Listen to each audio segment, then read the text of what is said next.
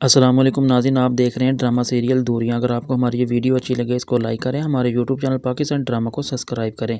हारून जो होता है वो निम्रा से कहता है कि मुझे पता और इस बात का बिल्कुल इल्म है कि तुम अब किसी और के हक़ में हो और तुम्हारे ऊपर अब किसी और का हक़ है। लेकिन जब मैं तुम्हें अपने आस-पास देखता हूँ तो मेरे दिल को बहुत ज़्यादा सुकून मिलता है और बहुत ज़्यादा तसल्ली मिलती है। लेकिन मैं बिल्कुल भी कोई ऐसी हरकत नहीं करूँगा या ऐसी कोई परेशानी नहीं करूँगा तुम्हारे लिए जिससे तुम्हें किसी शर्मिंदगी का सामना करना पड़े। बिल्कुल मेरी तरफ से तुम बेफ़िक्र हो। लेकिन जो निम्रा होती है वो अब इस बात को काफ़ी ज़्यादा सोच रही थी और बहुत ज़्यादा पछता रही होती है कि काश मुझे ये फ़ैसला कर लेना चाहिए था कि मैं अपनी शादी फ़ारिज़ से बजाय हारून के साथ करती। हारून एक काफ़ी अच्छा लड़का था, लेकिन अब इस बात का पछतावा बहुत होता है निम्रा को भी और हारून को भी। लेकिन जो हारून होता है वो सिर्फ़ इसी बात की सोच में होता है। लेकिन जब हारून को अपने फ़ादर की डेथ के बाद ये वो पूछा तो वो उसकी माँ ये कहती मैं तुम्हें सिर्फ़ दुआ दे सकती हूँ, अब उसके अलावा तुम्हें और कुछ नहीं कर सकती। वो काफ़ी ज़्यादा परेशान होता है।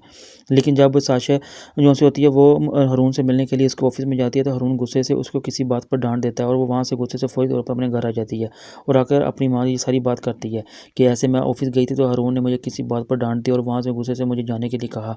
लेकिन जो साशा की माँ होती है वो कहती है कि हारून के ऊपर अब सिर्फ़ तुम्हारा ही हक़ है और अब तुम्हें कोई रोक नहीं सकता, वो हारून सिर्फ़ तुम्हारे लिए ही है। लेकिन जो हारून होता है वो जब अपनी फ़ादर की डेथ की वजह से बहुत ज़्यादा डिसहर्ट होता है और बहुत ज़्यादा परेशान होने के बावजूद उस आदमी से मिलता है तो वो कहता है कि मुझे इस बात का बहुत ज़्यादा अफ़सोस ज़रूर है, लेकिन वो मेरे बिज़नेस पार्टनर भी थे और मेरे सीनियर भी थे और मुझे हर एक बात में मशवरा अच्छा देते थे। लेकिन मैं आपको ये बताना चाहता हूँ कि उनकी जो वाइफ़ थी वो मेरे हक़ निकाह में नहीं थी, बल्कि वो किसी और के निकाह में थी। लेकिन जब ये बात हारून सुनता है तो वो और काफ़ी ज़्यादा परेशान हो जाता है। लेकिन जो वो आदमी वो हारून से कहता है कि मैं आपकी अब मुझे बताएँ क्या मदद कर सकता हूँ? आपकी किसी भी तरह की अगर कोई हेल्प चाहिए तो मैं आपको ज़रूर दूँगा और मेरी तरफ से प्रोवाइड होगी।